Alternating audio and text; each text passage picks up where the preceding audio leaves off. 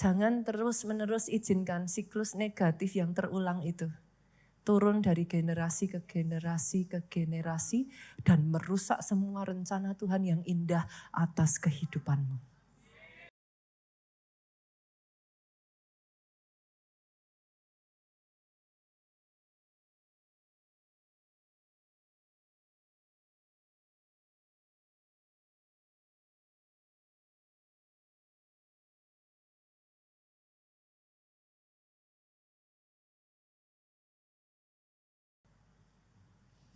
Itu sebabnya hari ini firman Tuhan berbicara, break the cycle. Siklus negatif itu harus dihentikan. Kenapa, Pastor? Kenapa harus dihentikan? Karena yang pertama, perhatikan ini saudaraku, siklus negatif itu bisa menjadi penghalang berkat dalam hidupmu. Saya ajak saudara buka dulu ya, Ibrani pasalnya yang ke-12 ayatnya yang pertama. Kita harus ngerti sebenarnya our life itu kayak apa sih? Ibrani 12 ayat 1 ngomong gini, karena kita mempunyai banyak saksi. Bagaikan awan yang mengelilingi kita. Marilah kita menanggalkan semua beban dan dosa yang begitu merintangi kita. Dan berlomba dengan tekun dalam perlombaan yang diwajibkan bagi kita. Basically saudaraku, hidup yang saudara dan saya hidupi ini bukan sebuah kebetulan. Aminnya yang paling keras. Engkau hidup di dalam sebuah race, pertandingan. Yang namanya pertandingan iman. Di dalam pertandingan itu saudaraku, baik apa yang engkau katakan, apa yang engkau lakukan, apa yang engkau perbuat, apakah dilihat orang atau tidak dilihat orang, Alkitab mencatat saksimu banyak. Yang kau ketik dengan jarimu, yang keluar dari mulutmu, yang hanya muncul di pikiranmu, saksinya banyak. Begitu banyak sampai dikatakan bagai awan yang mengelilingi kita. Sebanyak itu. Itu sebabnya kalau kita sudah tahu this is perlombaan, this is a race. Alkitab ngomong, ayo tanggalkan semua beban dan dosa yang merintangi. Supaya engkau finish well, finish strong. Artinya dalam hidup ini, katakan ya saudaraku, kalau saudara lihat hidup ini seperti perlombaan lari. Bisa nggak sih lari sambil bawa beban? Siapa bilang? Bisa aja. Bisa lah dimunculin tuh gambarnya multimedia. Bisa, lari sambil bawa beban bisa. Tapi larinya berat. Ya bisa aja kan kalau saudara lari tuh. Bawa ini, multimedia boleh dimunculin. Jadi, nah kan bisa gak? Ya bisa, tapi kan berat. Kalau saudara lari dengan kaki yang ada rantainya, bisa lari gak? Bisa. Tapi kan susah. Jadi lambat toh. Kerja keras yang sama, the amount of hard working you put, tapi hasilnya tidak seberapa. Jangan terus-menerus izinkan siklus negatif yang terulang itu turun dari generasi ke generasi ke generasi dan merusak semua rencana Tuhan yang indah atas kehidupanmu. Pertanyaannya sekarang, Pastor, what should I do? Gimana cara saya bisa menghentikan ini? Saya bagikan 3 poin ya, Bapak Ibu ya. Yang pertama, yuk. Pastikan saudara menyadari dan menemukan ada enggak siklus negatif itu dalam hidupmu dulu gitu. Harus tahu dulu kan enggak bisa dong. Kalau saudara mau matain, mau gimana matain kalau saudara enggak tahu gitu. Pesan saya, sadari, temukan tidak sama dengan dicari-cari. Oke ya, kata pastor tadi bilang, disuruh menyadari. Saya kayak gini tuh ya, karena memang dari atas saya tuh ada gini, daerah saya jadi begini. Oke, senggol kiri kanan katakan, jangan dicari-cari. Kalau enggak ada, puji Tuhan. Kalau itu ada, saudara tuh dengan mudah bisa mendetek kok actually. Sesederhana ya saudaraku, saya mulai dengan hal yang kecil ya. Penyakit keturunan. Udah tahu dari kakeknya, dari di atasnya ada keturunan diabetes. Pamannya lah, siapanya lah, ininya lah. Udah tahu.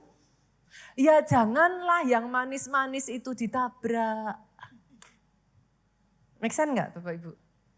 Kalau saudara sadar, kenapa harus sadar dulu? Baru bisa jadi bijaksana. Kalau enggak sadar, bablas saudaraku. Oke ya, sudah tahu ada keturunan penyakit jantung. Biarlah lemak-lemak itu untuk persembahan Tuhan saja. Loh ya tuh, awal mulanya kan memang enggak boleh untuk dimakan. Dalam Alkitab itu dipersembahkan. Enggak apa-apa kalau itu. Tapi kalau masuk ke sini lah itu jadi masalah. Lah yang udah ngerti ada keturunan. Pastor saya masih sehat, saya masih muda. Hidup hanya satu kali. Ada. Saya tuh sering ngomong saudaraku, jangan pakai nama Tuhan murahan. Enggak semua hal perlu ditengking. Masih ingat? Nah, ada yang ngomong, dalam nama Yesus Pastor, kolesterol pergi. Saudara enggak perlu pakai nama, itu terlalu cheap. Enggak usah pakai nama Yesus, benahi cara hidupmu. Case close. Sayang namanya Yesus dipakai yang enggak pada tempatnya. Ada yang lain yang perlu saudara pakai. Cukup benahi. Kalau memang sudah tahu, dalam keluarga itu kan masing-masing ada sendiri-sendiri ya saudara. Ada keluarga-keluarga itu yang sumbunya pendek. Loh benar, gampang marah. Apa, anger issue? Loh beneran loh saudaraku. Saudara cek deh. Ada keluarga-keluarga ya somehow ya saudaraku, gak kuat aja kalau ngadepi tekanan. Maaf kata saudaraku. Kadangkala jadi kayak hilang gitu. Itu dari keturunan ininya, dari yang ininya, pernah ada riwayat bahkan bunuh diri ininya dan lain sebagainya. Ini bukan sesuatu yang perlu untuk kayak ini aib pastor, ini apa. No. Sadari sehingga engkau bisa bersikap bijaksana. Kalau sudah tahu memang ada ininya, then okay, berarti dari situ you know what to do gitu. Langkah berikutnya setelah saudara temukan, saudara sadari, hadapi siklus negatif ini dengan sikap yang benar. Maksudnya gimana? Jangan, boleh enggak sih, jangan blaming. Gara-gara papi. Pantesan saya kayak gini, ya enggak erat, turun dari mami. Blaming. Jangan salahin. Papi sih, mami sih, karena gini sih. Sekarang coba lihat keluargaku hancur. No, jangan blaming, jangan menyalahkan orang lain. Tapi yang kedua, sebaliknya Bu, jangan play victim. Lah gimana? Saya kayak gini, kalau di atas saya aja enggak menang, ya enggak heran lah saya mana bisa menang. Makanya ya saya kayak gini, saya tidak berdaya. Jangan play victim. Yang ketiga boleh? Jangan ketakutan. Pastor, kakek saya itu meninggal umur 40. Kakaknya papi saya 40 meninggal. Kakek saya punya adik umur 40 juga meninggal. Sekarang saya umur 39.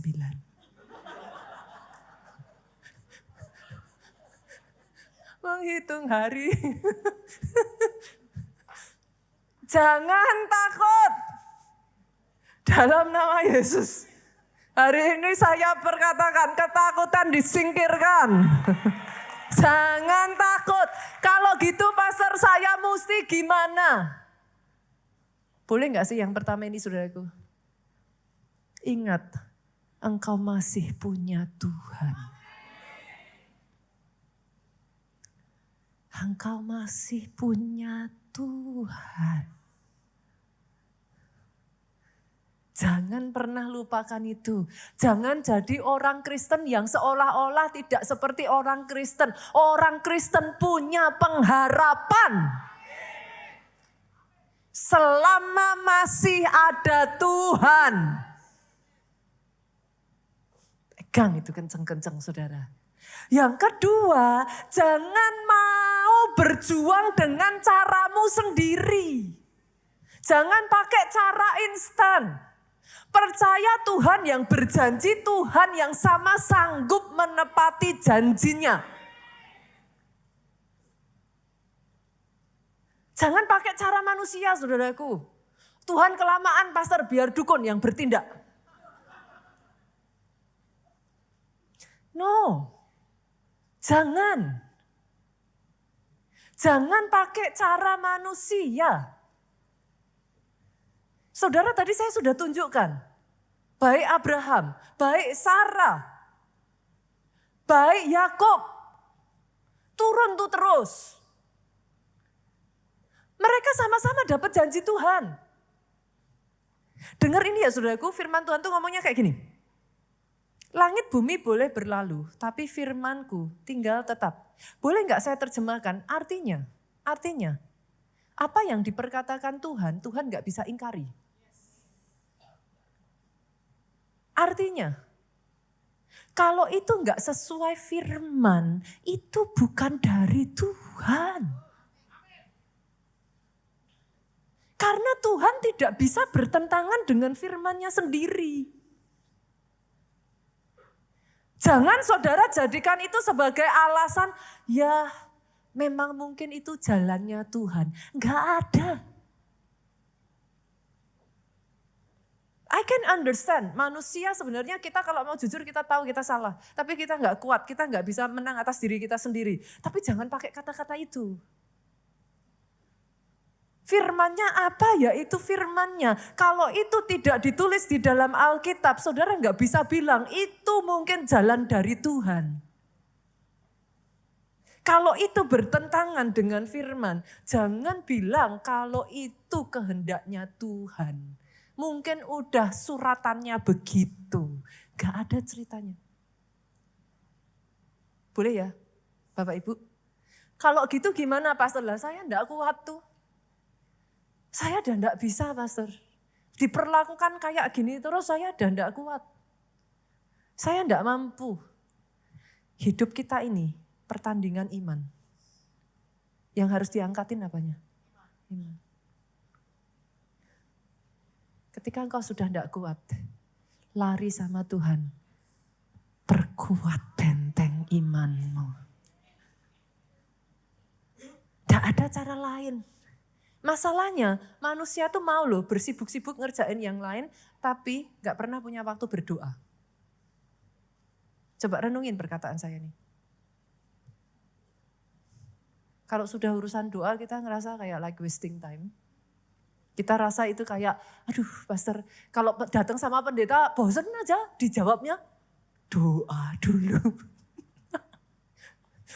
Itu ada ayatnya saya sampai ketawa. Tapi saya gak ke situ lah anyway. Tapi banyak kadang kalau kita gak hati-hati ya saudara. Itu caranya Tuhan.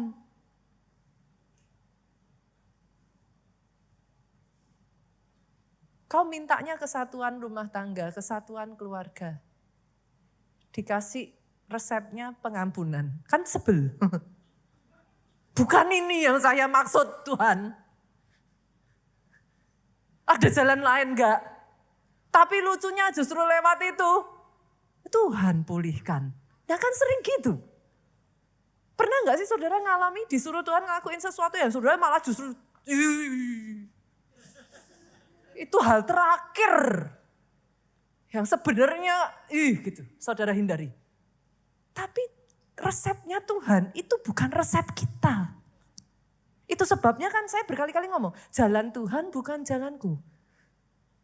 Pikiran Tuhan, rencana Tuhan bukan pikiranku. Sejauh langit dari bumi, jangan heran. Tapi it works. Kenapa it works?